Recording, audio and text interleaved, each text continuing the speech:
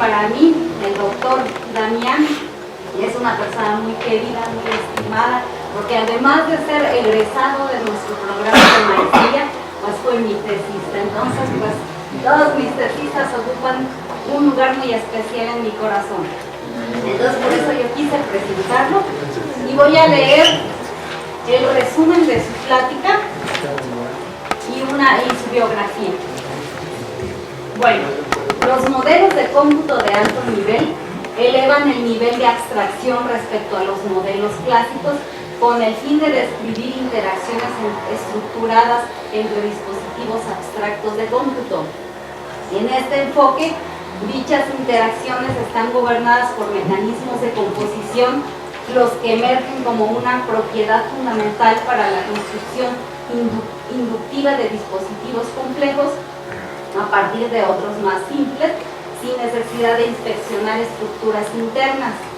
El doctor Arellanes examinará el papel de la composición algebraica en los modelos de cómputo de alto nivel e introducirá un marco teórico categórico que abstrae y generaliza los principios estructurales subyacentes a la composición por flujo de control. Este marco se basa en operadores algebraicos caracterizados como colímites finitos en una subcategoría de funtores con dominio en una categoría libre finita generada.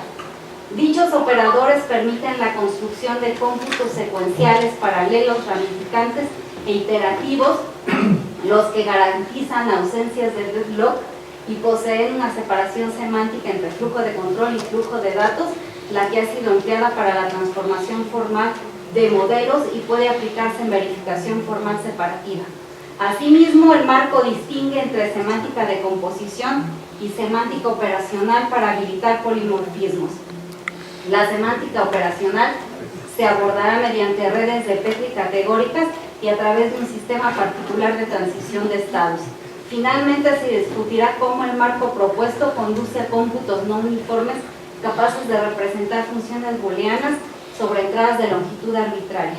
Holísticamente, el objetivo del marco es proveer una base universal rigurosa fundamentada en semántica categórica para el razonamiento formal sobre cómputo composicional de alto nivel.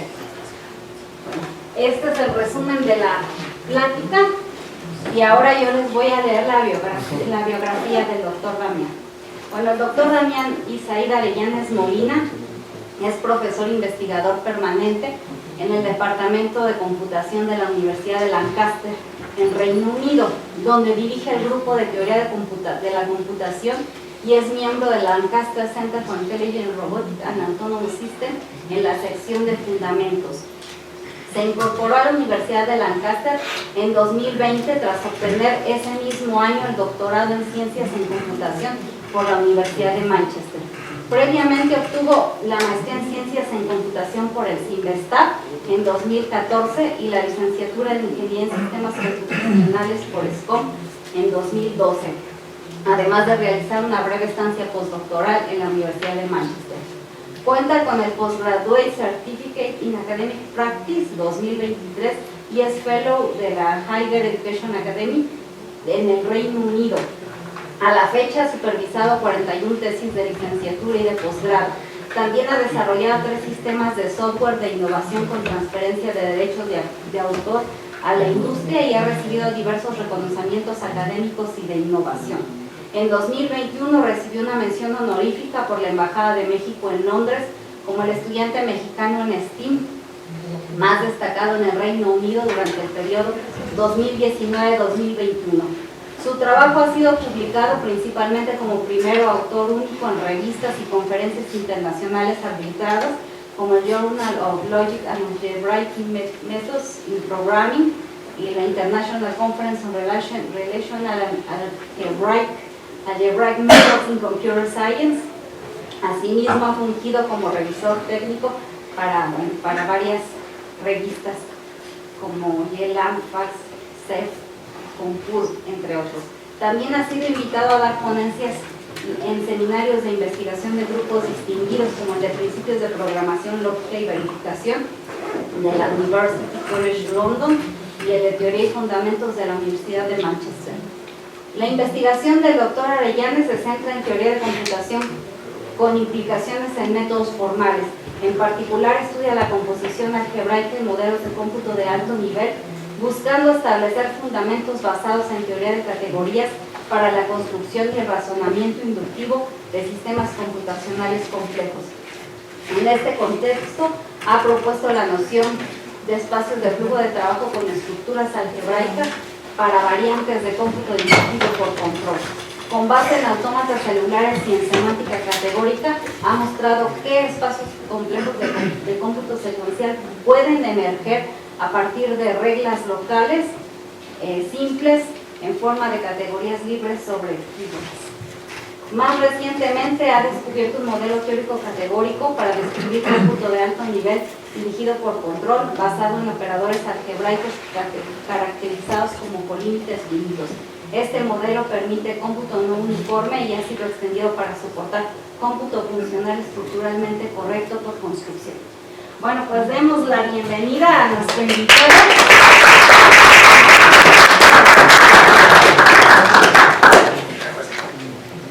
Muchas gracias por la presentación y para mí es un honor estar de regreso aquí en el departamento después de tantos años. Ya tiene 12 años desde la última vez que estuve aquí.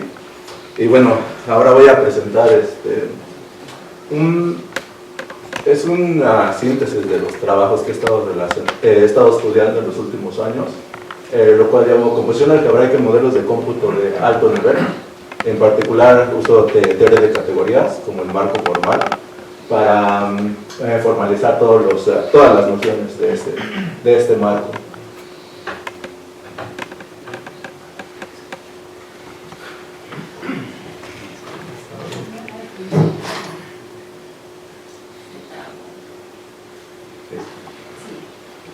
Sí, bueno, esta es la tabla de contenidos de lo que voy a presentar. Primero voy a presentar el significado de composición, porque composición es una noción que no está muy bien estudiada, muy generalizada. Ha sido estudiada desde muchos ángulos, en particular desde la perspectiva de lógica. Después de eso voy a presentar los modelos de cómputo de alto nivel y posteriormente voy a presentar todas las fundaciones del modelo que estoy proponiendo, el cual llamo modelo de computones, ya como la traducción. Finalmente voy a presentar también aplicaciones de este modelo. Bueno, composición está presente en muchas disciplinas técnicas, como matemáticas, por ejemplo. En matemáticas, cuando tenemos una noción de números, esos son nuestros objetos que están bien definidos, queremos hacer composición de ellos y podemos usar operadores aritméticos. Por ejemplo, podemos usar el operador de adición. Y la idea es que a partir de dos estructuras bien definidas, usando esos operadores, determinamos una nueva estructura del mismo tipo. En este caso solo son números, pero también podemos encontrar composición en teoría de conjuntos. En este caso utilizamos el operador de unión para formar un nuevo conjunto. También tenemos en el caso de las funciones de alto orden, por ejemplo, tenemos una función que va de los números naturales a los números reales y otra función que va de los números reales a los positivos, a los enteros, perdón. Y podemos usar el operador de composición para formar una nueva función. Otra vez estamos hablando de objetos del mismo tipo. Composición no solo está en matemáticas, también lo tenemos en software. Lamentablemente en muchos ámbitos de software, composición no es de la misma manera que en matemáticas. En matemáticas composición es algebraica, pero en software no necesariamente es así. Tenemos composición por anidación. Podemos tener en el caso de lenguajes orientados a objetos, ponemos un objeto dentro de otro objeto, o una clase dentro de otra clase, para ser más general. Y también podemos tener composición por extensión. En el caso de orientado a objetos tenemos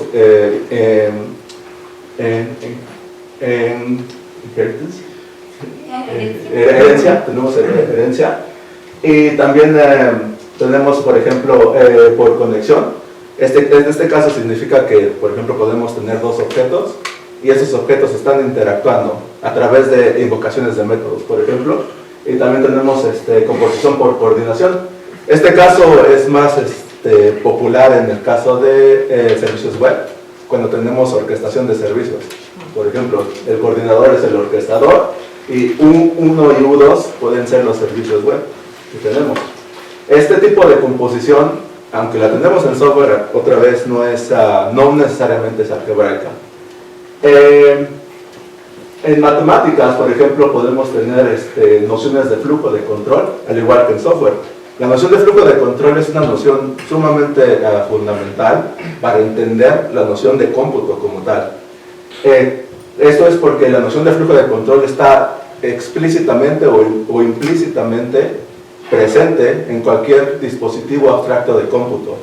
Por ejemplo, cuando tenemos en orientado a objetos, otra vez, podemos tener dos objetos y podemos estar comunicando esos objetos a través de invocación de métodos para formar una cadena de invocaciones, ¿no? Un flujo de control bien determinado. En matemáticas también lo tenemos, por ejemplo, cuando hacemos composición de funciones, hacemos cómputo secuencial.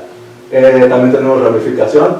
Esto quiere decir que podemos tener diversas caminos de cómputo que podemos seguir.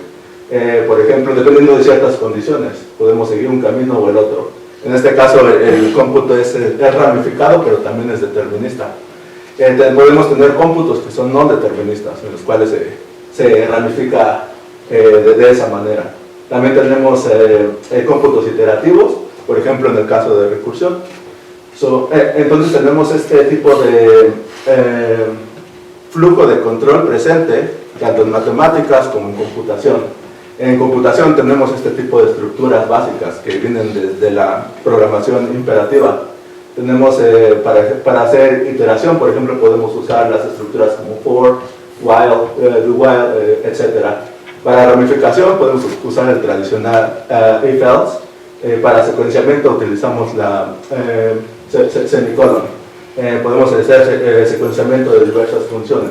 Una función y después la otra ejecutamos. Entonces, como pueden ver, la noción de flujo de control está siempre presente en cualquier cómputo, pero no necesariamente es explícita. En algunos casos, por ejemplo, en el caso de los lenguajes orientados a flujo de datos, este tipo de cosas no se ven explícitamente, pero el flujo de control está ahí, implícito. Esto puede ser porque la noción de flujo de control está estrechamente ligada a la noción de tiempo. En este caso tenemos que datos pueden ser opcionales. Esto puede ser un poco contraintuitivo, porque normalmente nosotros concebimos bajo la tesis de Shorstring que la noción de cómputo significa procesamiento de información, pero no necesariamente es así. Hay ciertos cómputos, por ejemplo, cuando hacemos cómputo basado en actuadores, en el cual el flujo de datos no es visible o no se requiere. Lo único que requerimos es hacer flujo de control explícito.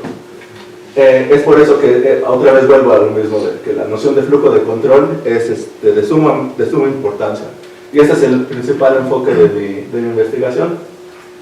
Entonces, bajo esta perspectiva vamos a hablar ahora sobre los modelos de cómputo de alto nivel. Para entender este tipo de modelos tenemos que regresar a la noción de cómputos de bajo nivel. En esta tenemos la noción otra vez de Shorstring. Por ejemplo, podemos concebir una máquina de Turing para expresar un cierto cómputo. Podemos tener funciones computables, podemos tener una abstracción lambda, en el caso del cálculo de lambdas, etc. Este tipo de dispositivos abstractos siempre reciben un cierto número de entradas, producen un cómputo sobre esas entradas y producen un determinado número de salidas. Por ejemplo, en el caso de máquinas de Turing podemos tener varias cintas para las diversas entradas, efectuamos un comportamiento computacional sobre esas entradas y al final vamos a tener en las cintas salidas específicas. En general, la noción de cómputo está concebida como un procedimiento efectivo que se traduce básicamente a cualquier cosa que es algorítmica. Entonces podemos tener dispositivos, por ejemplo, como el de sucesor. Podemos computar el sucesor de un número, podemos también sumar diversos números, etc. Estos son solo ejemplos de dispositivos que podemos tener. Cuando hablamos de dispositivos de cómputo de alto nivel, en este caso elevamos el nivel de abstracción. Lo que quiere decir es que no nos enfocamos en los detalles específicos de estos particulares cómputos de bajo nivel. Los vemos como cajas negras. La idea es que queremos que estas cajas negras interactúen de una cierta manera para formar cómputos más complejos. Por eso tenemos esta propiedad de modularización por cajas negras. bueno, ahora he estado hablando sobre los dispositivos de cómputo de manera independiente. Sabemos que no nos tenemos que enfocar en ellos de manera independiente cuando queremos abarcar cómputos de gran escala complejos. Pero ¿cómo podemos combinar estos cómputos? Bueno, esto se puede combinar a través de operadores algebraicos. Los operadores algebraicos se pueden concebir como funciones de alto orden. Estas funciones reciben un número determinado de dispositivos de cómputo y van a producir un nuevo dispositivo de cómputo, pero más complejo. Por ejemplo, si queremos hacer composición secuencial de dos dispositivos abstractos para computar el sucesor de un número, podemos obtener a través del operador de composición un nuevo dispositivo de cómputo que es más complejo. Entonces tenemos otra propiedad que es la separación de cómputo de la interacción. La interacción está dada por la composición. Este solo es un ejemplo de un operador, pero podemos formar otro tipo de operadores. Es un operador secuencial. A través de esto, una vez que formamos los dispositivos de cómputo compuesto, entonces podemos formar dispositivos de cómputo más complejos. Esto se llama composición inductiva. Entonces, cuando tenemos una composición secuencial, la podemos usar a su vez. Podemos usar de nuevo el operador secuencial para secuenciar con una función de sucesor para formar un dispositivo todavía más complejo. Y si vemos los detalles internos de estas estructuras, podemos ver que hay una cierta noción de flujo de control. En este caso el flujo de control no es explícito, pero podemos derivarlo. Lo que significa aquí es que ejecutamos tres funciones sucesores de una manera secuencial. Y también tenemos flujo de datos implícito o explícito. En este caso es explícito porque podemos ver que el primer dispositivo recibe un número, va a producir otro número y así sucesivamente. En este caso podemos representarlo de esta manera, el flujo de datos. Entonces tenemos estas 5 propiedades que hemos estado discutiendo de los modelos de cómputo de alto nivel. Bueno, esta es en general la idea, la intuición detrás de este tipo de modelos. ¿Por qué tenemos que estudiar este tipo de modelos? ¿Cuál es la motivación a través de esto? Bueno, la idea es que la mayoría de los sistemas de cómputo modernos se están volviendo cada vez más complejos, en particular en el ámbito de sistemas distribuidos. Por ejemplo, los sistemas basados en microservicios, etc. Entonces, cuando estudiamos este tipo de modelos de cómputo, si queremos hacerlo, por ejemplo, con modelos clásicos como máquinas de Turing, ellos van a proporcionar las fundaciones para poder hacerlo. Pero va a ser muy complicado estudiar estos porque ellos no se enfocan en las interacciones, se enfocan en dispositivos de cómputo de bajo nivel. Es por eso que tenemos que elevar el nivel de abstracción.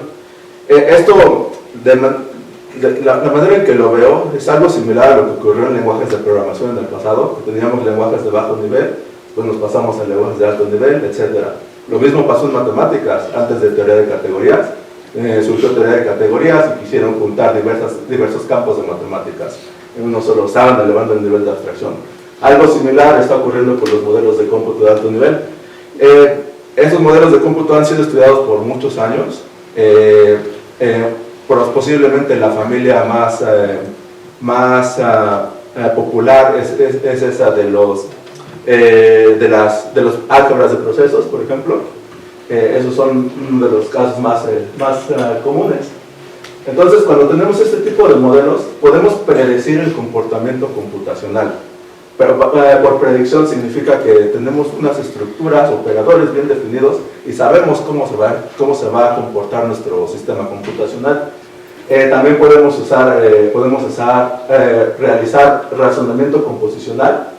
Por ejemplo, podemos hacer verificación composicional. Por ejemplo, podemos determinar la reachability del flujo de control o flujo de datos, etc. Podemos hacer también construcción modular. Esto también es muy importante, por ejemplo, para el caso de ingeniería de software, que queremos considerar los cómputos como cajas negras y reusarlas en diferentes dominios de aplicación. También podemos tener, cuando hacemos composición algebraica, podemos tener correctitud por construcción. Es aquí donde entran los modelos de cómputo basados en operadores algebraicos. Ahora, con esta introducción, voy a presentar el modelo que intenta generalizar todos los modelos de cómputo de alto nivel posibles. Este modelo está fundamentado en teoría de categorías. No voy a enfocarme en los preliminares de manera específica, solo los voy a presentar de manera general y después voy a pasar al modelo de computones, que es el que usa estas fundaciones. En particular, estas son las nociones en las que está basado el modelo. Son categorías libres, isomorfismos, monomorfismos, subcategorías, funtores, diagramas y colímites. Colímites es muy importante porque es lo que permite hacer esta combinación entre dispositivos de cómputo. En particular, solo me enfoco en colímites basados en coproductos y push-outs. A partir de estos colímites podemos formar colímites todavía más complejos. También está basado en transformaciones naturales y subfuntores y categorías funtoriales. Por ejemplo, en general una categoría es un conjunto de objetos, un conjunto de morfismos y satisface las propiedades de identidad y composición. Eso es lo que tenemos en general. Estas son las dos propiedades, los dos axiomas que estaba mencionando. Un ejemplo clásico es la categoría de los conjuntos finitos. Aquí los objetos son los conjuntos finitos y los morfismos son funciones, por ejemplo, funciones totales. Las categorías libres, estas se forman a partir de grafos dirigidos. Tenemos nuestro grafo y a partir de este grafo podemos obtener una categoría en donde los objetos van a ser los nodos y los morfismos van a ser las líneas entre estos nodos, los edges. Entonces, aquí como tenemos que satisfacer las dos propiedades de identidad y composición, la identidad va a estar dada por rutas triviales y la composición va a estar dada por concatenación de rutas.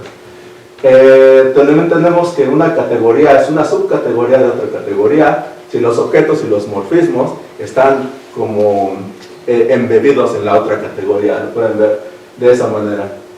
Un isomorfismo, esto viene en términos, por ejemplo, en funciones, que es lo más popular. Tenemos morfismo de un objeto a otro y debemos tener un morfismo del otro objeto al objeto inicial.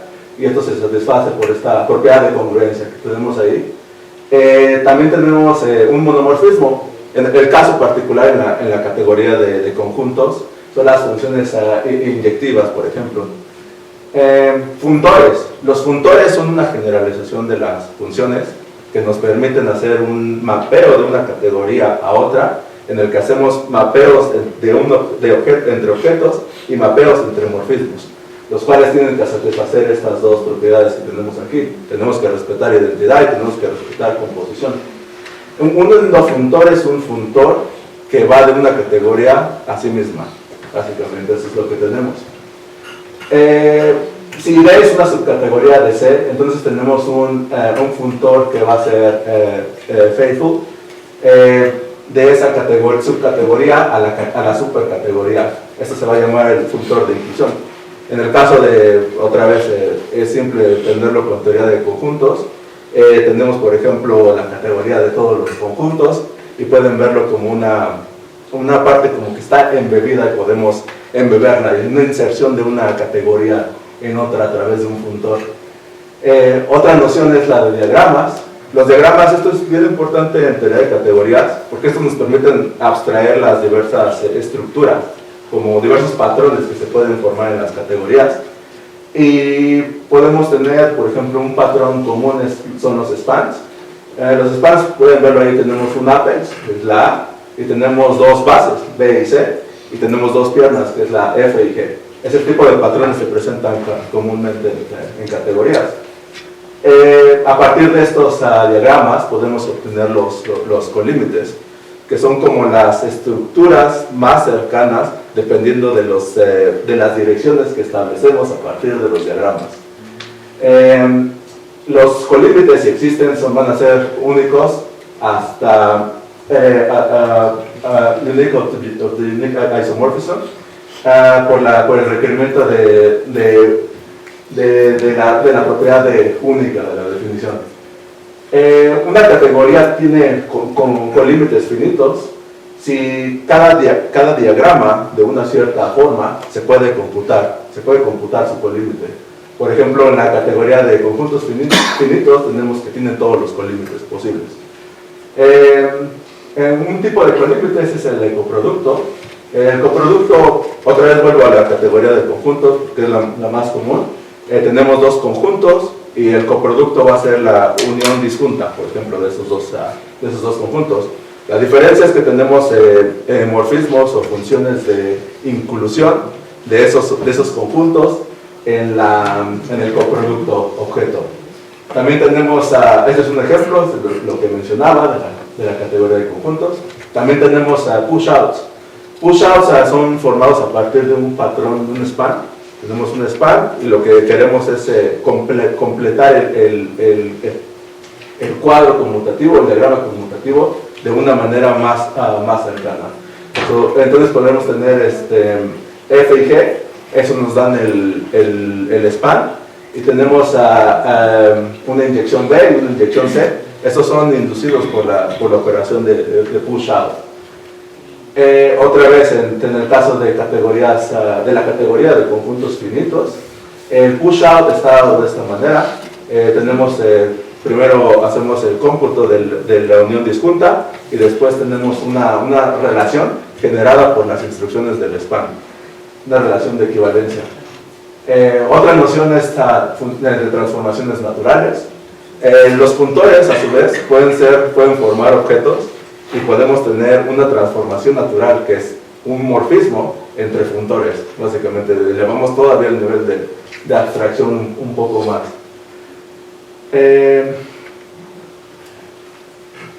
Voy a pasar a esta parte de aquí, que este es un ejemplo de una categoría libre generada por este diagrama.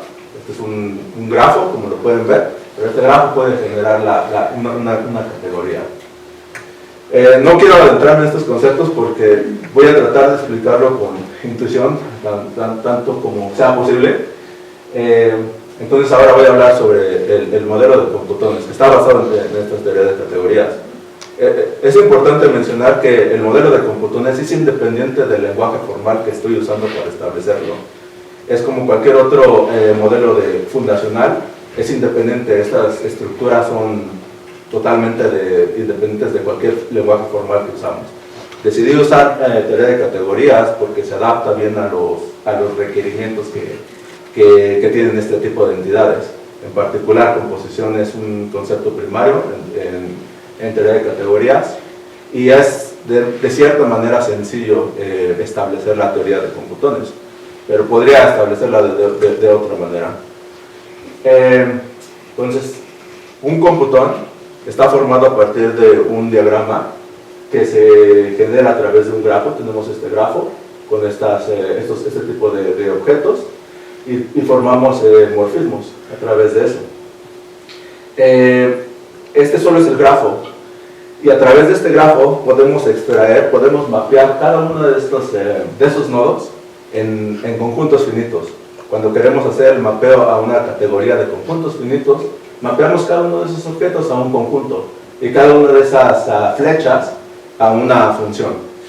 Por ejemplo, O va a ser un conjunto, B va a ser un conjunto y F va a ser una función que va de O a B cuando hacemos el mapeo. Un computón es un funtor que va de la categoría generada por este diagrama a la categoría de conjuntos finitos. En esta categoría no solo tenemos estos morfismos, también tenemos composición de morfismos. Por ejemplo, vamos a tener una composición en el que primero ejecutamos S y después C. Ese es un nuevo morfismo, es un morfismo compuesto, es una función compuesta en el caso de las... va a estar mapeada una función compuesta en la categoría de conjuntos finitos. En general, un computón se puede percibir de esta manera.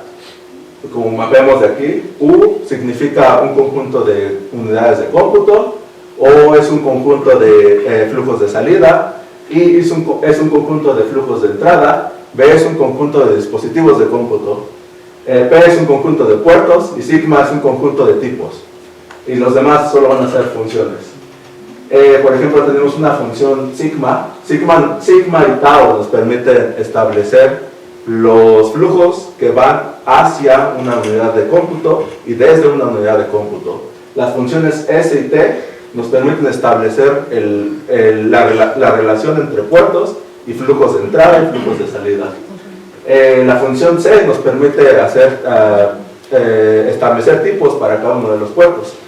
Una de las propiedades fundamentales es que siempre vamos a tener para los tipos estoy usando un conjunto de los números naturales, esto con la finalidad de generalizar.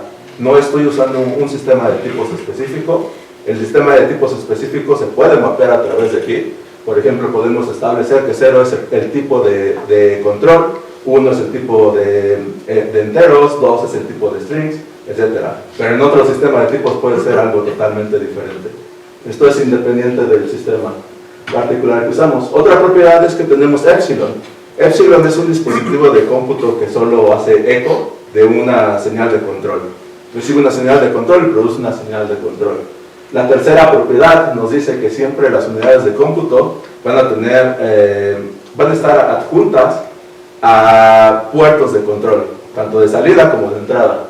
La siguiente nos dice que cuando hacemos la composición de sigma después de R, que es igual a tau, esta ecuación nos dice que todos los dispositivos de cómputo y los flujos de control para esos dispositivos de cómputo van a estar embebidos siempre en una cierta unidad de cómputo. Y la última condición nos dice que vamos a tener siempre puertos en las orillas del computador. Vamos a tener puertos de entrada y puertos de salida, pero siempre tipados con 0. Siempre vamos a tener puertos de control, puertos de control de entrada y puertos de control de salida. Esta es la intuición. La manera en que lo pueden ver, esto es como un grafo bipartito en donde tenemos dos tipos de nodos, las unidades de cómputo y los puertos, ¿no? Y todas las funciones nos permiten conectar estos puertos con las unidades de cómputo. Las unidades de cómputo solo son esas cajas blancas y los flujos de control son las líneas. Los elementos que tenemos en las cajas son los dispositivos de cómputo. Una unidad de cómputo básicamente es una colección de dispositivos abstractos. Cada dispositivo abstracto lo podemos representar como un string sobre un alfabeto finito. Esto es porque es bien sabido que cualquier función computable puede ser representada de esa manera. Entonces podemos representarlos. Por ejemplo, tenemos el epsilon que mencionaba. Tenemos este triángulo, que significa que, por ejemplo, estamos descartando los datos de entrada. La función de producto, por ejemplo, el dispositivo de producto, que es un programa para hacer el producto de dos números, vamos a decir. Y como pueden ver, cada uno de los puertos tiene un tipo. Entonces es un ejemplo muy concreto de un tipo de computón. Una de las propiedades es que este tipo de computones solo pueden interactuar a través de las interfaces. No hay acceso a las estructuras internas. Solo podemos interactuar con las interfaces de entrada y las interfaces de salida. Esta es una representación gráfica de esa definición. Y tenemos esta proposición que dice que cada uno de los... si tenemos un puerto que solo es de entrada, porque también podemos tener puertos que son de entrada y salida simultáneamente, cuando solo son de entrada, significa que van a tener un flujo de entrada conectado a sí mismo.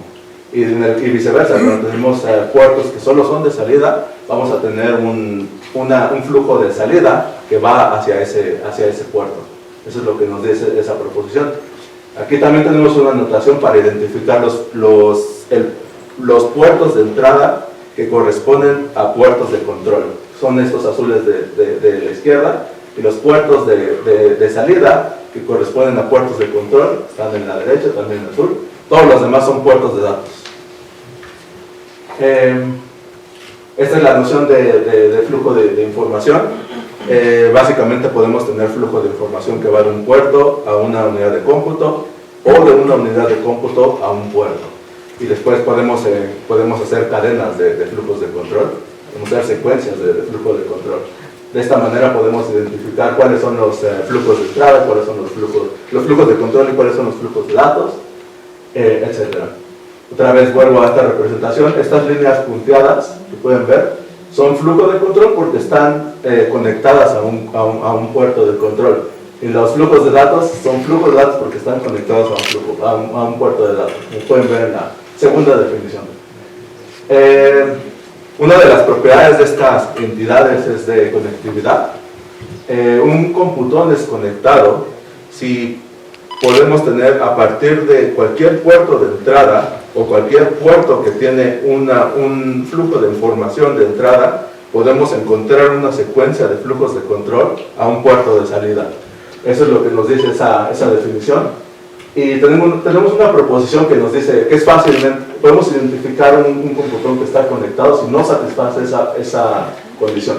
Eso quiere decir que siempre que tenemos un puerto que es de entrada y salida simultáneamente, entonces el computón ya no puede ser conectado. Todos los computones conectados tienen por lo menos una unidad de cómputo, y tenemos la proposición que nos dice lo inverso. Si el computón es conectado, entonces todos los puertos de salida, para todos los puertos de salida vamos a tener un puerto de entrada en el cual existe una secuencia de flujos de control de ese puerto de entrada al puerto de salida.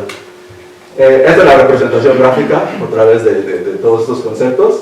Por ejemplo, se puede ver en el primero que esa caja, esas cajas son los puertos de control. Podemos encontrar una secuencia de flujos de control, por ejemplo al 1 que está de este lado, ¿no? Siempre para cada una de las entradas, incluso de los puertos internos, podemos encontrar un puerto de salida. Pero este no es conectado por la proposición que mencionaba acá, porque pueden ver el 7, es un puerto de entrada y salida simultáneamente. No existe una secuencia de flujos de control. Esto es solo sobre los objetos en la categoría de computones.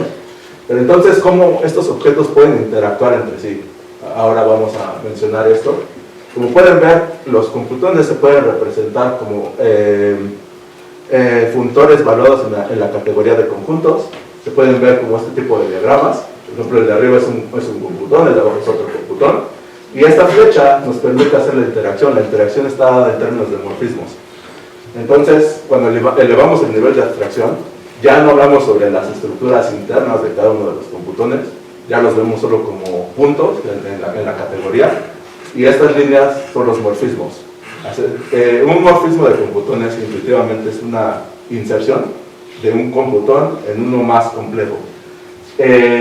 Entonces, como cada uno de los computones mencioné que es un funtor, entonces la categoría de computones va a ser una categoría de funtores, en donde los objetos son funtores y los morfismos son transformaciones naturales entre esos funtores. Esta es la definición formal. Básicamente tenemos un mapeo que va de unidades de cómputo a unidades de cómputo, de puertos a puertos, de flujos de entrada a flujos de salida, de flujos de entrada a flujos de entrada, flujos de salida a flujos de salida. Y estas dos funciones, alfa sigma y alfa b, estas dos son inclusiones. Esto quiere decir que siempre preservamos los tipos de un computón, del menos complejo en el más complejo. También preservamos sus dispositivos de cómputo. Esto para no cambiar los tipos cuando hacemos la transformación. Y estos son los diagramas conmutativos. A través de estos generadores podemos formar todo el morfismo. Tenemos estas dos condiciones de aquí abajo. Estas dos condiciones dicen que los computones, como mencionaba, solo pueden interactuar a través de los puertos de entrada y salida, a través de la interfaz, básicamente. En la interfaz de entrada solo podemos conectar con unidades de cómputo a la izquierda, y en la interfaz de salida solo podemos conectar unidades de cómputo a la derecha. Eso es lo que nos dicen esas dos condiciones. Composición está dada a través de composición de morfismos. Básicamente hacemos la composición de funciones, porque estamos trabajando en la categoría de conjuntos finitos. Hacemos composición de cada uno de los componentes, de cada uno de los generadores que mencioné, cada uno de esos generadores, y formamos la composición del morfismo, el morfismo compuesto de computones. Estas son unas propiedades de los morfismos. La primera nos dice que si tenemos cuando tenemos un morfismo, todos los puertos de entrada que están mapeados a través de ese morfismo van a ser puertos de entrada en el computón origen, y viceversa, lo mismo con respecto a los puertos de salida. Tenemos otra proposición que nos dice que si todos los puertos de entrada no les estamos agregando ninguna unidad de cómputo, entonces se van a preservar de esa manera, y lo mismo con respecto a los puertos de salida. Esta última nos dice que si tenemos un puerto de entrada al que le estamos agregando una unidad de cómputo, eso quiere decir que se va a volver un puerto interno en el computón complejo. Entonces, con esta noción de morfismos, ahora podemos establecer la noción de colímites en esta categoría. Tenemos la primera, es la de coproducto. Coproducto está dado a través de del coproducto en la categoría de conjuntos por cada uno de los componentes del computón. Y para push-out tenemos algo similar, pero calculamos el push-out por cada uno de los componentes del computón, excepto lo mismo con respecto a este para los dispositivos de cómputo y los tipos. Esto es porque queremos preservar los tipos, para no estar generando nuevos tipos cuando hacemos el mapeo. Entonces, una de las proposiciones que tenemos es que cuando tenemos dos computones que son conectados, cuando sacamos el coproducto de estos dos computones, el resultado va a ser un nuevo computón conectado. Una de las características es que la categoría de computones tiene todos los coproductos, siempre podemos efectuar estas operaciones, pero no es co-completa. Eso quiere decir que no todos los colímites se pueden ejecutar. En particular, push-outs tienen esta carencia porque necesitan establecer esta condición que se llama de pushable spans, que quiere decir que básicamente, por ejemplo, en el lado izquierdo tenemos un span que satisface esta propiedad, pero en el lado izquierdo no. Aquí es un ejemplo alfa 1 y alfa 2, son ejemplos de morfismos. Las cosas que tenemos arriba son computones de una manera sintáctica mínima, y lo que queremos hacer, como mencioné, los morfismos se pueden ver como inserciones o inclusiones de un morfismo de un computón en otro, y lo que tenemos aquí es, por ejemplo, que cuando producimos el push-out podemos tener un nuevo computón sin ningún problema. Este satisface las restricciones que establecimos al principio, pero este de acá no satisface las restricciones. Esto porque, aunque es un span válido, no satisface estas condiciones, porque cuando obtenemos el push-out, uno de los morfismos de computones que se inducen a través de la función de push-out, beta 2 en este caso, no se adhiere a la definición de computones. Esto es porque si pueden ver un puerto interno que tenemos allá, le estamos agregando una unidad de cómputo, U7, y eso no es válido, porque dijimos que solo podemos agregarlos en las orillas. Por eso solo podremos agregarlo en los cuadros, en el blanco o en el negro, pero lo estamos agregando en el interno. Eso no se adhiere a la definición. Por eso necesitamos satisfacer estas condiciones para preservar siempre las condiciones iniciales. Tenemos estas dos condiciones. Esta nos dice la proposición que cuando tenemos un push-out va a existir siempre y cuando satisfaga las condiciones que establecemos anteriormente. Y si satisface esas condiciones, entonces el push-out también va a existir y viceversa. Tenemos que un span pushable es este de aquí, y si tenemos que las bases del span son computones conectados, entonces el push-out de este span va a ser un computón conectado también. Siempre que satisfaga estas dos condiciones, el resultado va a ser un computón conectado. Pero lamentablemente o afortunadamente la categoría de computones no es completa, porque tenemos que satisfacer estas condiciones. Una de las propiedades de los computones es la separación del flujo de control del flujo de datos. Para esto tenemos un funtor que va de la categoría de computones a la categoría de grafos dirigidos, etiquetados. En este caso, intuitivamente lo podemos ver como un mapeo de cada una de las unidades de cómputo a nodos que están etiquetados con capa, ¿verdad? Y cada uno de los puertos están mapeados también a otro nodo. En el caso de los puertos de control, los vamos a mapear al número 0, van a estar etiquetados con el número 0, y los puertos de datos van a estar etiquetados con el correspondiente número. Entonces son funtores bien establecidos que hacen este mapeo. Esta noción se llama propiedad funtorial, porque podemos siempre preservar, por ejemplo, los colímites, los push-outs, coproductos, etc., cuando hacemos el mapeo. También existen dos funtores, uno para extraer el flujo de control y otro para extraer el flujo de datos expresado como grafos etiquetados.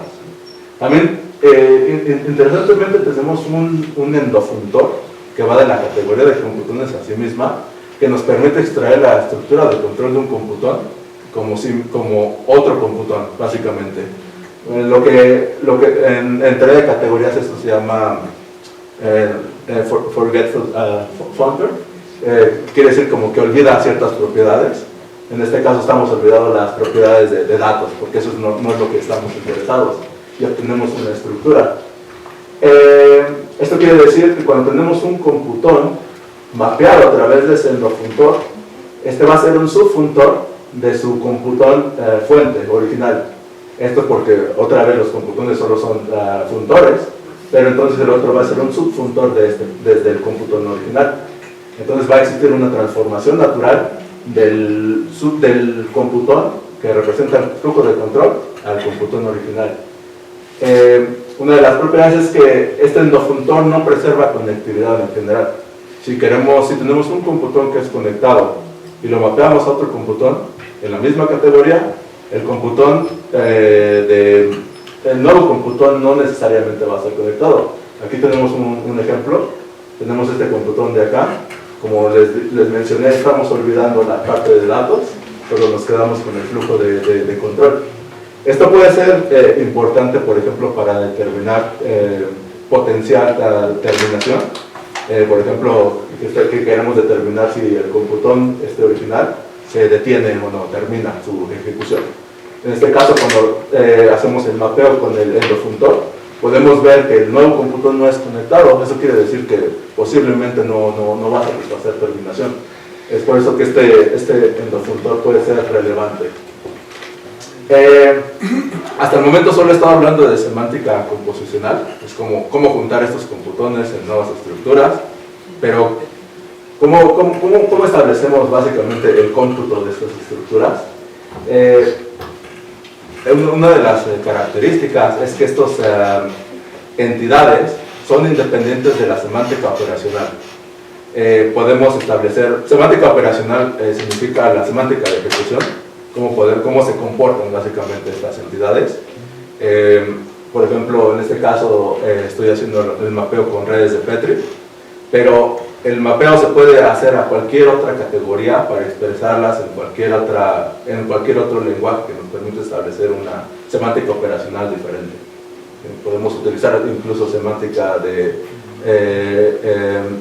small set semantics, o podemos utilizar cualquier otra cosa, incluso por ejemplo redes de Petri dirigidas por tiempo, etc. Podemos hacerlo como nosotros queramos. Esto quiere decir que un mismo computón se puede comportar de diferentes maneras, dependiendo de cómo hacemos el mapeo operacional. Entonces, es el funtor que nos permite traducir un computón en una red de Petri, en la categoría de redes de Petri, Place Transition, está establecido de esta manera. Básicamente lo que hacemos es mapear las unidades de cómputo como transiciones, y los puertos están mapeados a los lugares en estas transiciones. Conservamos la estructura, y también tenemos otro funtor. Este es un funtor compuesto que utiliza el endofuntor que mencioné anteriormente. Entonces primero transformamos el computón en su estructura de control, que está representada como otro computón, y después este computón lo transformamos como una red de Petri. Eso es lo que hace aquí, y solo lo único que estamos haciendo básicamente es establecer el flujo de control. Como pueden ver, olvidamos 1, 2, 4, 3, 5 y 4. Esos ya no los necesitamos, solo queremos estas líneas de acá, y se establece esa red de flujo de control. También tenemos un funtor. Lamentablemente no se puede expresar como un funtor compuesto de esta manera. Se tiene que expresar de una manera menos elegante. Tenemos que hacer el mapeo directamente de la categoría de computones a las redes de Petri para establecer la red de flujo de control, de flujo de datos, perdón. En este caso olvidamos toda la estructura de flujo de control y solo nos enfocamos en el flujo de datos. Entonces tenemos dos capas, dos dimensiones. Podemos estudiar los computones desde su flujo de control. Flujo de control es lo que nos da la ejecución del computón, su comportamiento. El flujo de datos nos dice cómo los datos son pasados en las estructuras internas, en las unidades de cómputo, cómo se pasan de una unidad de cómputo a otro para procesamiento. Tenemos diversos en la categoría de computadores. La manera en que lo veo es como un tipo zoológico, porque tenemos varios tipos de computones, no solo son unos específicos. Tenemos unos que les llamo computones triviales. Los triviales no tienen unidades de cómputo, no tienen flujos de información, solo tienen puertos tipados y posiblemente dispositivos de cómputo. Estos computones no son conectados, evidentemente, los podemos ver de esta manera. Estas son sus redes de Petri correspondientes. La B es la red de Petri total. La C es la red de Petri, que representa el flujo de la estructura de control. Y la D, que representa la estructura de datos únicamente. No tienen ningún comportamiento. Este tipo de computones son necesarios para la coherencia de toda la teoría.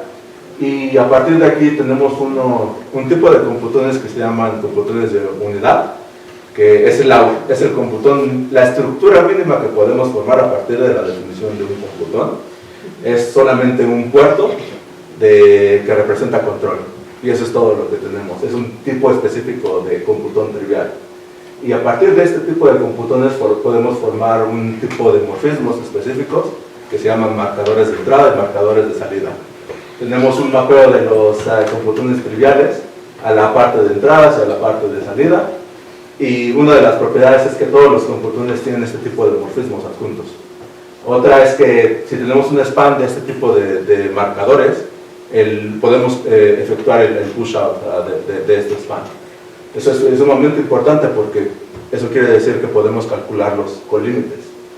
Este es un ejemplo visual de cómo se ven los marcadores. Tenemos un computón trivial de este lado, otro computón trivial de este lado. Tenemos nuestro computón. Básicamente lo pueden ver como inserciones de todo el computón trivial en la parte de entrada y todo el computón de salida en la parte de salida del otro computón. Esa es la intuición detrás de esos conceptos. El segundo tipo es el de los computones primitivos. Los computones primitivos solo tienen una unidad de cómputo a la cual que está conectada solo a puertos de entrada y de salida. Eso es todo. Es como una unidad mínima, pero satisface esa restricción. Eso quiere decir que si tenemos un flujo de información de entrada, solo puede estar conectado a un puerto o solo puede estar conectado a un puerto con un flujo de información de salida. Y a partir de esa propiedad podemos deducir esta de acá, que básicamente nos dice que todos los puertos son o de entrada o de salida. Si son de entrada no pueden ser de salida, y si son de salida no pueden ser de entrada. Todos los computones primitivos son conectados, se pueden ver de esta manera visualmente. Entonces tenemos las redes de Petri correspondientes, la red total de control y la estructura de datos. A partir de aquí tenemos un tipo de computones que son de pegamento, se puede decir, y solo olvidamos la parte de los datos y solo nos quedamos con la estructura de control y obtenemos esto. Este tipo de computones son particularmente importantes cuando queremos hacer ramificación o fork y join de flujo de control, que queremos ejecutar diversos computones simultáneamente, por ejemplo, o queremos esperar o sincronizar diversos computones. Esos son importantes para eso. Bueno, eso es todo con respecto a los tipos primitivos o los tipos fundamentales en la categoría de computones. Ahora sí, ¿cómo podemos juntar estos tipos de computones en estructuras más complejas? Aquí es donde viene la noción ya de colímites. Primero tenemos computones secuenciales. Para estos tenemos que tener spans que son secuenciables, que deben satisfacer estas propiedades. Y tenemos un lema que nos dice que todos los spans secuenciables para todo span secuenciable podemos ejecutar el push-out, podemos computar el push-out. Eso es bien importante porque eso nos lleva a que siempre existen en la categoría de computones los computones secuenciales. El computón secuencial simplemente es el push-out de un span que satisface esas restricciones. Y tenemos dos tipos de computones secuenciales, los totales y los parciales. Los totales son los que pasan todos los datos de salida a otro computón. Y los parciales pasan no todos los datos, un cierto número de datos y ya se acabó. Esa es la intuición detrás de estos conceptos. Por ejemplo, aquí tenemos un span, alfa formado por alfa 1 y alfa 3. Tenemos nuestros dos computones primitivos y después podemos formar el push-out para llegar a este computón compuesto secuencial. Como pueden ver, solo pasamos todas las salidas de este computón de la izquierda al computón de la derecha. Queremos en este caso efectuar el sucesor del producto de dos números, ¿verdad? Eso es lo que estamos representando de esta manera. Y de esa manera formamos el push-out. Tengo tres teoremas que nos dicen que el primero nos dice que esta operación no es conmutativa. Eso es importante porque no es lo mismo secuenciar times antes que el sucesor que viceversa, primero el sucesor del time. Es por eso que esta propiedad no es conmutativa, pero es asociativa. Podemos, este computón, por ejemplo, compuesto que tenemos ahí, podemos otra vez formarlo a través de un span secuenciable con otro, y no importa el orden en el que hagamos la operación, siempre nos va a dar el mismo tipo de computón. Esto nos lleva a isomorfismos. Vamos a tener isomorfismo dentro de ese tipo de computones. Entonces, si tenemos A secuenciado con B secuenciado con C, es lo mismo que decir que no importa cómo hagamos el agrupamiento, primero A y B o primero B y C. Siempre y cuando respetemos esas condiciones, lo vamos a poder hacer. La tercera propiedad es de identidad. Hay un computón, el computón de unidad nos sirve como identidad. Siempre que hagamos secuenciamiento con un computón de unidad, vamos a obtener el mismo computón. No cambia la estructura, no lo deja intacta. Este es un ejemplo visual de un computón parcial ahora. Como pueden ver, la diferencia es que no pasamos todas las salidas al siguiente computón, solo pasamos algunas. En este caso, por ejemplo, el 2 de aquí se queda intacto y se va. Esta operación es diferente a lo que tradicionalmente se usa en composición. Normalmente la composición es tratada como composición secuencial total, que pasamos todas las entradas, todas las salidas. Incluso en matemáticas, incluso en teoría de categorías, cuando hacemos composición de morfismos, hacemos el mapeo de toda la estructura, tienen que empatar el codominio y el dominio, siempre. Pero en este caso no es necesario ese tipo de cosas. Hay uno de los trabajos relacionados se llaman diagramas de cuerdas. Estos diagramas de cuerdas básicamente lo que quieren hacer es representar las categorías simétricas monoidales de una manera visual a través de este tipo de diagramas. Respetan esos axiomas y cuando hacen composición secuencial solo se hace de manera total, pero tienen otra propiedad para usar identidad, para tratar de hacer una simulación de lo que hace el parcial. Pero aquí es solo un paso, no necesitas hacer varias estructuras, varias operaciones para llegar a ese mismo resultado. Esa es una de las diferencias con respecto a los trabajos relacionados. Esta operación no es conmutativa y no es asociativa, pero satisface identidad. Debido a este tipo de operación parcial, tenemos este teorema que nos dice que el push-out de un span secuenciable siempre se va a poder computar, siempre vamos a poder formar un computón secuencial. Esto puede ser otra vez contra la intuición, porque normalmente nosotros queremos empatar el dominio con el codominio, ¿no? Pero en este caso siempre va a haber. La razón de esto es porque tenemos siempre puertos de control. Estos son, por la definición, siempre son necesarios, siempre van a estar ahí y siempre vamos a poder empatar esos. No importa si no empatamos los demás datos, siempre vamos a poder conectar dos computones con sus puertos de control. Por esto que tenemos este teorema de ahí. Un computón secuencial siempre va a ser un computón conectado por el push-out. Y tenemos estos dos lemas. Estos solo nos dicen cómo se forman las estructuras de la interfaz. En el caso de las computones totales secuenciales, tenemos todos los puertos de entrada que se preservan. Pero en el caso de los parciales no es necesariamente. No viene de los operandos, ¿no?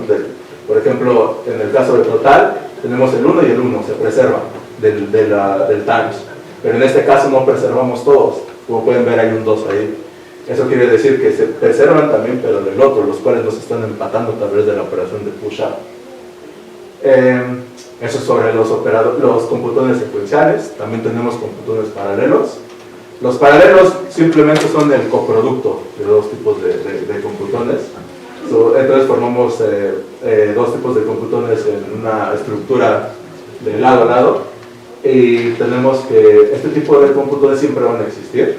No importa el tipo lo mismo cuando les dije que podemos hacer secuenciamiento de cualquier computón, también podemos poner cualquier computón en cualquier estructura paralela.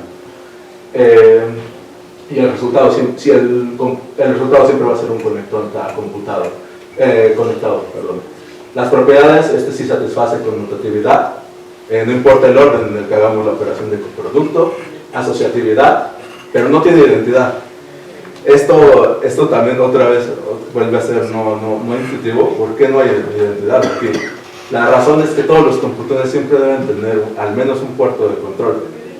Y para que se pudiera satisfacer la operación de identidad, necesitaríamos tener una estructura vacía, en el que no existe ningún puerto. Pero eso no es posible de acuerdo a la definición. También podemos formar computones que sincronizan el flujo de control. Este no es una operación como las otras que se hacen en un solo colímite. Para esto tenemos que combinar secuenciamiento y paralelización. Lo que quiere decir este tipo de definición es que primero tenemos que hacer poner dos estructuras, dos computones en paralelo a través de esta operación de paralelización asíncrona, y después lo conectamos con un computón de pegamento que está ahí para hacer secuenciamiento.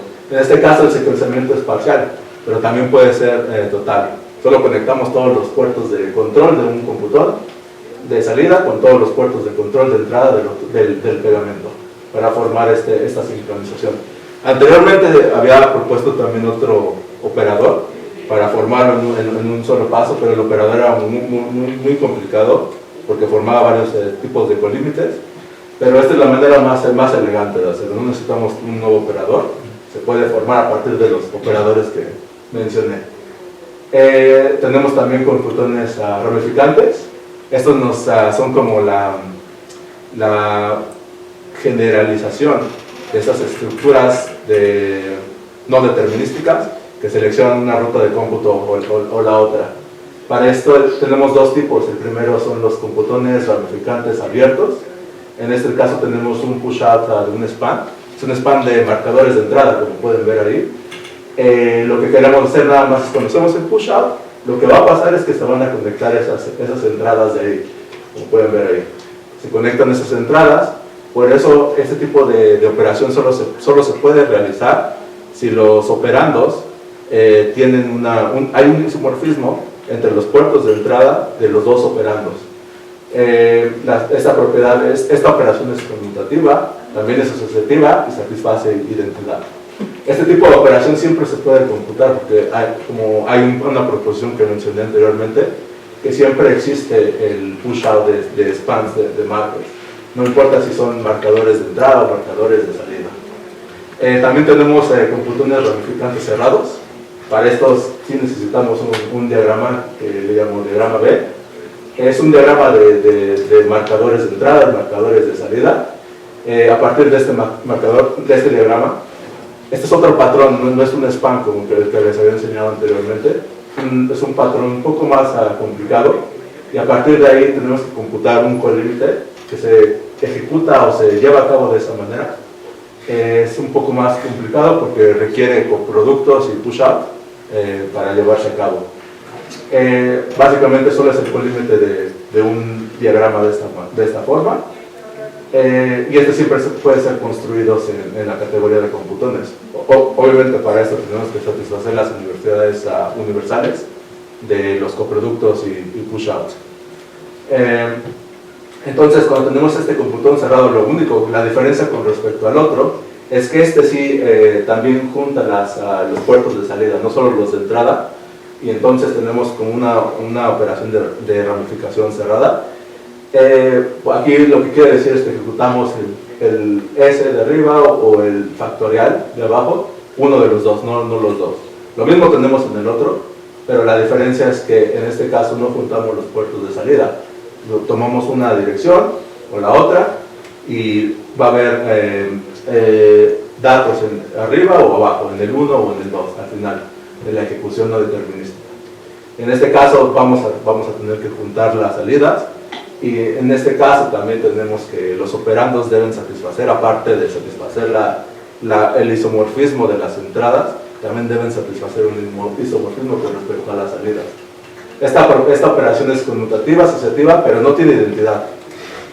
La razón de esto es que, otra vez, se pueden generar ciclos si queremos hacer como ramificación con un computón trivial, por ejemplo. Finalmente tenemos los computones iterativos. Este tipo de computones iterativos, por ejemplo, tenemos dos tipos, los de cabeza y de cola. El de head iterative, el de cabeza, significa que a partir de un diagrama de esta forma, eso es otro patrón. Ya presentamos los spans, presentamos los diagramas B, esos son otro tipo de patrones, diagramas H. Otra vez es un diagrama de marcadores. A partir de aquí computamos el colímite de este diagrama y siempre podemos construirlo. Otra vez tenemos que comprobar que todas las propiedades universales se satisfacen, etc. Y siempre el resultado va a ser un computón conectado.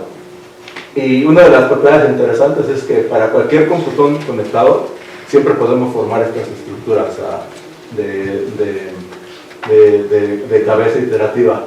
La manera en que se puede ver esto es una relación entre do-while y while en lenguajes de programación imperativa. En este caso, primero lo que queremos hacer es, por ejemplo, la iteración con lambda. Y este lambda se ejecuta antes de... se ejecuta primero la decisión si se quiere continuar con la iteración o no. Esto significa que es un tipo while y primero hacemos lambda o lambda 4, por ejemplo. Nos pasamos a la salida. Otra vez la operación que se tiene que ejecutar, el call límite, se ejecuta de esa manera. Otra vez está dado en términos de push-outs y coproductos. También tenemos los diagramas T. Estos son similares, pero la diferencia es que ahora con estos tenemos un tipo do-while, que quiere decir que primero ejecuta lambda y después otra vez decide si quieres continuar la iteración o no. Esa es la diferencia. Bueno, en general, a partir de computones triviales y primitivos, podemos formar computones más complejos, compuestos, a través de construcciones de colímites que mencioné. Tenemos operaciones para formar computones totales, secuenciales, parciales secuenciales, síncronos paralelos o asíncronos paralelos, de ramificación cerrada o de ramificación abierta, y los dos iterativos que acabo de mencionar. Aquí voy a detenerme con esto porque puede ser, todos están preguntando, ¿y esto para qué sirve? ¿No? ¿Cómo se puede usar? Sí. Pero bueno, me gustaría, bueno, lo voy a hacer más adelante. Este tipo de teoría se ha aplicado para, por ejemplo, en ingeniería de software.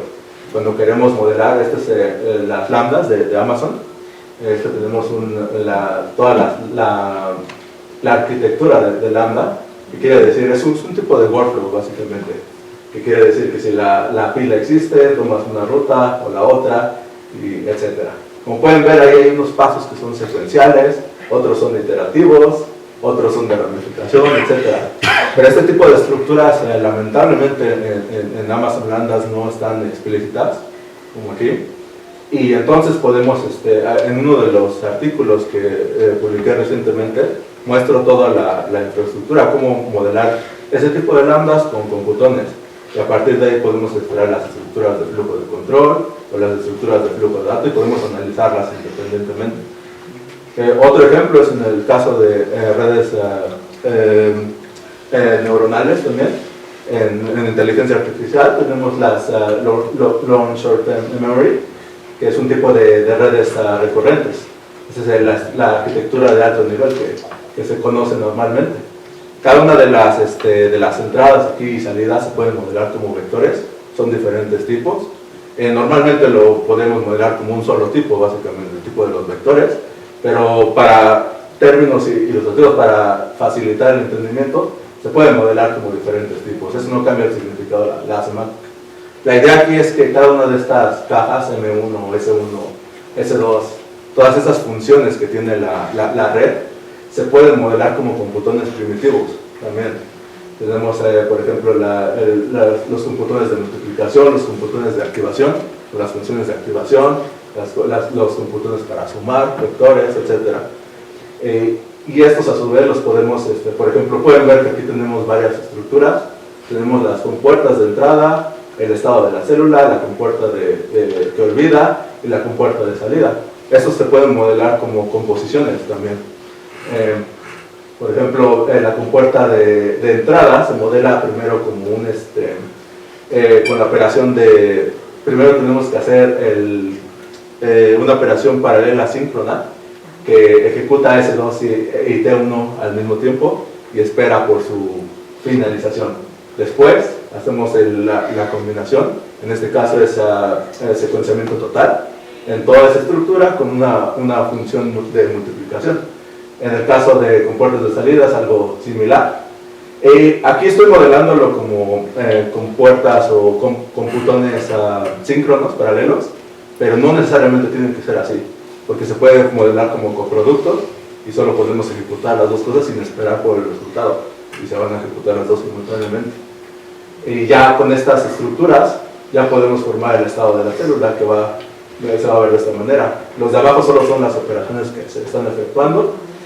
Y finalmente toda esta estructura, que es esta caja de aquí, no hay espacio y por eso la tenemos que poner así, se puede modelar, se puede combinar con una compuerta de salida a través de una operación de secuenciamiento parcial, en este caso, porque no estamos pasando todas las salidas. Este es un ejemplo. Y toda la estructura de control se puede extraer con el funtor que mencioné para establecerlo como una red de Petri, y este es el comportamiento básicamente de la célula. En este caso, sí, también implementé un sistema de transformación de modelos. Básicamente lo que queremos hacer es, el problema anteriormente mencioné que tenemos funtores para representar toda la estructura de control como grafos y la estructura de datos como otro tipo de grafos. Pero lamentablemente estos grafos no son tan expresivos. Por ejemplo, BPMN, este tipo de grafos son totalmente expresivos para modelar flujo de control, o podemos modelarlo, por ejemplo, el flujo de datos en notación estándar. Pero para eso sí tenemos que hacer una transformación de modelos. Primero se extrae toda la estructura en un grafo, y luego ya ese grafo ya se convierte en cualquiera de estos modelos a través de un sistema de transformación de reescritura. Tenemos que reescribir un grafo con el otro, y de esta manera podemos estudiar las dos estructuras de manera independiente. Otra aplicación del modelo es en términos de redes booleanas, de circuitos booleanos. En este caso las unidades de cómputo, los únicos dispositivos que tienen son los Epsilon, que solo hacen eco de control, y NAND. Estoy usando NAND porque esta es una operación universal que nos permite modelar cualquier otro tipo de funciones booleanas. Podemos formar a partir de NAND, podemos formar AND, podemos formar OR, etc. Y a partir de si manejamos todas las unidades de cómputo de manera homogénea, como si fueran las mismas, entonces podemos formar cualquier compuerta lógica. La diferencia es que ahora sí podemos extraer las estructuras de control y ver cómo están formados estos circuitos. Anteriormente estas estructuras son implícitas, no se pueden ver, y tampoco son composicionales. En este caso podemos formar estas estructuras composicionalmente. En el caso de Sigma, solo tenemos dos tipos: el tipo de los puertos de control y los puertos de datos, que solo son datos booleanos, que pueden ser 1 o 0. Por ejemplo, aquí tenemos el circuito NOT, que la manera en que podemos diferenciarlo, este circuito NOT sigue siendo una función NAND, pero solo tiene una entrada. Cuando solo tiene una entrada, NAND se comporta como NOT. Y en este caso, por ejemplo, tenemos el NAND tradicional y podemos formar un AND. El AND es un computón total secuencial de un NAND con una compuerta negativa que niega. Y también tenemos el OR. El OR se forma con el coproducto. Hacemos primero el coproducto de estas dos estructuras de negación, y después esa estructura hacemos composición de esa estructura con una función NAND que tiene dos entradas con el operador de secuenciamiento total, y eso es lo que nos da OR. Básicamente es una combinación entre paralelización y secuenciamiento. Operacionalmente, anteriormente había mencionado las redes de Petri. pero también se pueden manejar como un sistema de transición de estados. En cada uno de los puertos va a estar asignado a un tipo de datos en cada momento del tiempo. En este caso es un cómputo discreto. Primero tenemos un estado inicial. En el estado inicial solo asignamos datos a los puertos de entrada.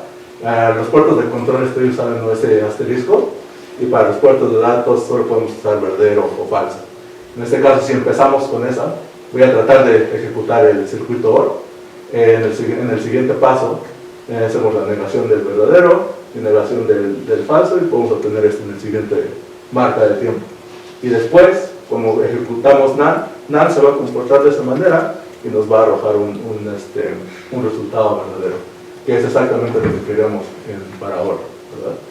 Verdadero o falso. Otra aplicación, no se ve completa esta, pero otra aplicación también es en biomedicina, cuando queremos modelar el comportamiento de ciertas proteínas, etc. Podemos modelarlo también como computones. Por ejemplo, hay un sistema de regulación que se llama P53M2. También en el artículo también podemos modelar la dinámica del comportamiento de este tipo de sistemas.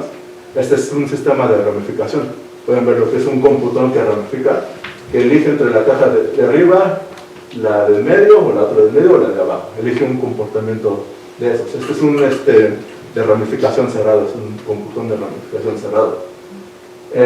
Y hay otro tipo de aplicaciones. Básicamente, en cualquier cosa que exista un cierto cómputo, se puede representar. Obviamente, para cómputos de bajo nivel, puede ser muy, muy complicado modelarlo de esta forma. En donde es más útil va a ser con cómputos de alto nivel, cómputos que son más complejos. En el caso de cómputos no uniformes, cuando usamos los circuitos NaN, tengo un teorema que nos dice que todos los circuitos NaN se pueden representar como cómputos booleanos. Eso se traduce a que todo el cómputo que se puede ejecutar con ese modelo de cómputo se puede ejecutar también con los computones. Y cada vez que formamos un nuevo circuito, el circuito siempre va a ser conectado, nos va a dar un computón conectado. El problema con los circuitos booleanos es que ellos no nos permiten ejecutar cualquier tipo de cómputo por sí mismos. Para eso necesitamos extenderlos hacia familias de circuitos, y lo mismo podemos hacer con respecto a los computones. Los podemos extender a familias de computones.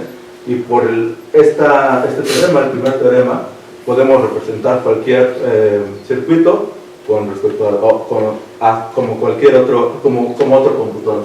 Y entonces podemos formar familias de computones también. Cada computón nos va a permitir hacer el cómputo de una entrada de diferente tamaño. Por ejemplo, aquí tenemos, si queremos modelar o computar ese lenguaje en el que X está todo ceros, primero empezamos con un computón primitivo que nos permite para una entrada de un bit, y después hacemos la combinación de este tipo, hacemos otro computón compuesto y ejecutamos para salida de 2 bits, y otra vez reusamos toda esa estructura y otra vez volvemos a hacer composición para entradas de 3 bits, y así podemos formar toda la familia de computones que nos permite ejecutar o computar ese lenguaje para todas las posibles entradas. Espero que en este punto entienda que los modelos de cómputo de alto nivel intentan elevar el nivel de abstracción con respecto a los modelos clásicos, que se enfocan en dispositivos de cómputo de bajo nivel, una función computable, por ejemplo. Este modelo de computadores intenta ser un marco universal para modelos de cómputo de alto nivel, y unifica las dos vertientes que se han trabajado durante todos estos años, que son flujo de control o flujo de datos. Esto es porque muchos modelos se enfocan solo en flujo de control o solo en flujo de datos, o luego combinan las dos, pero no se pueden separar. Y en este modelo se intenta que se puedan estudiar las dos de manera independiente. Composición está dirigida por flujo de control. Presenté operadores para secuenciamiento, paralización, ramificación e iteración. Estos son realizados por reconstrucciones de colímites. Tenemos colímites específicos para cada operador. Estos circuitos dirigidos por control forman un modelo de cómputo no uniforme que es capaz de computar cualquier función booleana. Y recientemente implementé el modelo en un lenguaje funcional con soporte para tipos dependientes, IRIS 2, porque este me permite codificar toda la semántica categórica, toda la noción de colímites, etcétera, de una manera más o menos directa, y es por eso que decidí usarlo en esto. Una de las propiedades, una de las ventajas de usar este lenguaje de programación es que nos permite correctitud por construcción. Lamentablemente, este tipo de lenguajes piden a los programadores que proporcionen demostraciones para cada una de las cosas que mencioné anteriormente. Por ejemplo, si queremos hacer un span secuenciable, tenemos que proporcionar una demostración de que el span satisface las restricciones. Entonces, los beneficios de este modelo es que nos permite construcción correcta, composicional de una manera automatizada. En el caso, por ejemplo, de computadores iterativos, cuando mencioné que tenemos una operación de colímite específico, lo único que tenemos que hacer es solamente proporcionar el diagrama que queremos y automáticamente este tipo de operadores van a ensamblar toda la estructura que queremos. También hay soporte para razonamiento separativo y formal de flujo de control y flujo de datos. Pueden ver, podemos extraer las dos dimensiones. También tenemos semántica de ejecución polimórfica, que eso significa que no nos adherimos a una semántica operacional concreta. Presentamos con sistema de transición de estados, lo podemos presentar con redes de Petri o cualquier otro lenguaje formal. Hay soporte para razonamiento composicional, modularidad y por lo tanto reuso. Las aplicaciones de este modelo hasta la fecha han sido en ingeniería de software, inteligencia artificial, medicina, electrónica. Pero espero que en el futuro se puedan ir expandiendo este tipo de aplicaciones. Incluso en física también se podría aplicar. El otro modelo que mencioné anteriormente, el diagrama de cuerdas, surgió precisamente de física, cuando quieren modelar sistemas en mecánica cuántica. Originalmente el otro fue propuesto por Roy Penrose en los 70s, pero en los 90 lo formalizaron con teoría de categorías. Y lo que intenta hacer este modelo es como hacer lo mismo, pero la diferencia es que si hay ciertas diferencias en términos de los axiomas, etc. Pero computacionalmente parece que son equivalentes. No he demostrado esa equivalencia, pero en el futuro es una de las cosas en las que estoy trabajando. También podemos generar un modelo de componentes para ingeniería de software. Podemos extender la noción de unidades de cómputo con precondiciones y postcondiciones. Esto nos va a permitir estructuras de ramificación más expresivas. Podemos extender también con elección probabilística, porque al momento, por ejemplo, solo la elección es no determinística, pero podemos asignar probabilidades. Por ejemplo, hay unas redes de Markov categóricas y podemos hacer el mapeo con este tipo de cosas. Podemos también extenderlo con operadores de decomposición. Esto es bien importante cuando queremos estudiar diferentes maneras en que se puede estructurar un cierto computón compuesto. También otras propiedades algebraicas y por supuesto más aplicaciones, principalmente del mundo real. Estas son las referencias. Muchas gracias por atender.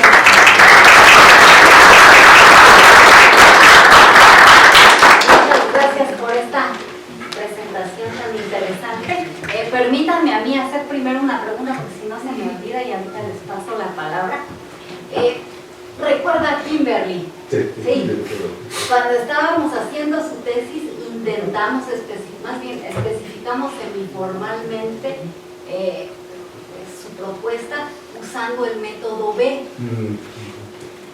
Pero pues no podíamos expresar muchas cosas, nos quedábamos así como que muy limitadas. Eso como, bueno, sí, veo que quizá con su modelo uno puede expresar muchas más cosas. Entonces, esto lo hicimos también después de la implementación. Nos ayudó el aplicar el método B a encontrar algunos errores. Sí, ahorita tenemos una tesis de doctorado de Yanitza sobre un sistema distribuido basado en microservicios. Si yo quisiera usar su modelo en su tesis, ¿En qué fase me recomendaría aplicarla? En el bueno, ¿en qué fase del desarrollo de software? ¿En el análisis o después de la implementación? Se puede usar el diseño y ahora también con la implementación ya se puede expresar de otra manera, porque la implementación ya realiza la semántica operacional y ya se puede ejecutar directamente todo el modelo. O sea, que sería en el diseño y ya directamente en la implementación. Muy bien, muy bien. Y su modelo también puede, supongo que sí, que se puede utilizar para detectar errores una vez que ya algo está construido y quiere uno detectar algún error. Con este modelo puede uno detectar. Eso no lo presenté por el espacio, pero también en uno de los artículos presento que estos computadores son libres de deadlocks. Es una de las cosas que faltó presentar. Y cuando los traducimos a redes de Petri podemos estudiar eso. Y para todos los operadores de procesamiento, de ramificación, etcétera, todos están libres de deadlocks. Y podemos también analizar las propiedades que mencioné, determinación, por ejemplo, cualquier otra operación. Obviamente tendríamos que codificarlas con algún otro lenguaje formal para poder analizarlas. Muy bien, muchas gracias. Muchas gracias. Ahora sí le doy la palabra a los chicos. A ver, ¿quién quiere hacer? Por favor. ¿Qué tal? Buenas tardes. Pues sí, se me hace una presentación bastante, pues es un grado de complejidad. Para mí es un poquito alto. Entonces, digamos, ¿qué fue la motivación que te llevó a desarrollar todo tu trabajo? ¿Y qué background tienes como para poder enfrentarte a ellos? Me gusta esa pregunta. Normalmente cuando se hace investigación hay un problema bien definido, ¿no? Empiezas con el problem solving, ¿no? Empiezas con el problema, ya le das solución, ¿no? A través de cualquier método. Aquí lo que empecé fue más curiosidad, porque a partir de la pregunta solo quería saber cómo se puede representar cualquier modelo de cómputo de alto nivel, qué es un modelo de cómputo de alto nivel, y cómo se puede generalizar toda esta estructura. Y a partir de ahí empecé más que resolver el problema, empecé a imaginarme cómo puede ser estas estructuras generales. Y es un proceso de retroalimentación, porque cuando me estaba imaginando, usé teoría de categorías para formalizar lo que había pensado. Pero después descubría que mi idea no estaba bien alineada, no estaba bien, no era rigurosa y tenía ciertos huecos. Y ya regresaba otra vez a la idea que trataba de pensar, entonces ¿cómo podría ser de esta manera? Y otra vez empezaba a ir fue un círculo hasta que llegó un punto en el que ya se vio la teoría ya más estable. Tardó tiempo, pero fue ese ciclo de entrenamiento entre imaginación y formalización. Y con respecto al background, pasé por varias facetas. En general, el background que tenía originalmente no estaba tan enfocado en esas cosas, y durante años tuve que estudiar por mi cuenta varias cosas formales, empezando con teoría de categorías, etc. Y pasé por otras áreas, en otras disciplinas de teoría de computación, y tuve que estudiarlo por mi cuenta en mi tiempo libre. Durante mucho tiempo, sí. ¿Alguien más, chicos? Alex. Hola, yo tengo la duda, tú hablaste de que estas cosas los computadores son isomorfos, ¿no? Sí. O sea, entre uno y sobre otro. Claramente que si tú tienes un computón y le inicias a añadir cosas, tú vas a saber que es isomorfo porque pues tú eres el que lo está llevando. Pero dado que te dieran dos aleatorios, por así decirlo, ¿cuál sería la complejidad de saber que uno sea isomorfo de otro, ¿no? Bueno, no todos los computadores van a ser isomórficos porque depende de la estructura. Okay. Pero por ejemplo, cuando hacemos los colímites, el resultado sí va a ser isomórfico entre ellos, son únicos. Son únicos. Isomorfismo. Ajá. Y si tú quisieras encontrar una relación isomórfica entre computones aleatorios, Ajá. tendrías que definir el morfismo entre esos dos computones, el morfismo entre computón A y B y entre el B y el C, de manera manual. Ah, ok. Quisieras hacerlo de esa manera. Solo es para los colímetros en donde sí podemos determinar el isomorfismo único. Ah, ok. Sí, pero en general no son isomórficos. No. Incluso si comparamos un trivial con un primitivo, desde ahí podemos ver que la unidad de cómputo no está presente en los triviales. Ya desde ahí vemos que no pueden ser isomórficos esos dos tipos. Gracias. Sí, no, Gracias. ¿Alguien más que guste preguntar? Sí. Su repositorio, bueno, para poder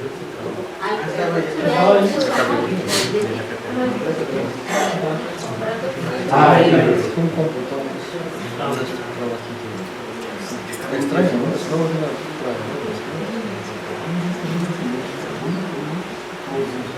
Sí, de hecho esa implementación todavía no me gusta porque esa de obligaciones de demostraciones, group obligation, hay que los programadores tienen que proponer eso. Ese creo que es una de las principales limitaciones con respecto a los métodos formales y a la práctica. Y ahí es donde estoy tratando de hacer una nueva implementación en un lenguaje como Java o etcétera, para tratar de simplificar eso. Sí, porque eso es difícil. Sí, es difícil, sí, nadie va a querer usar eso en la práctica. Sí, porque un programador generalmente no tiene ese background formal. Exactamente, sí. Sí. Y por eso estoy tratando de abstraer eso en un framework que sea más sencillo de usar. Este es bueno porque ese es correcto por construcción, pero muy difícil de usar de trade-off. Y eso qué bueno que usted está consciente de eso porque usted está en esos dos mundos, en el mundo del desarrollo de software y en el mundo de la formalización, entonces puede darse cuenta de ese hueco que hay. Pero alguien que nada más se dedica a la verificación formal o a especificación formal podría darse cuenta de eso. Sí. Pues alguien más que guste preguntar, ¿no? Bueno, pues vamos a darle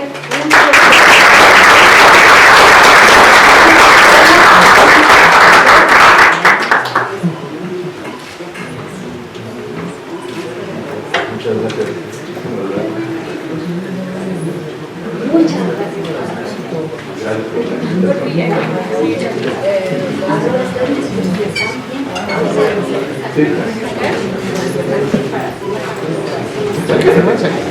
Gracias.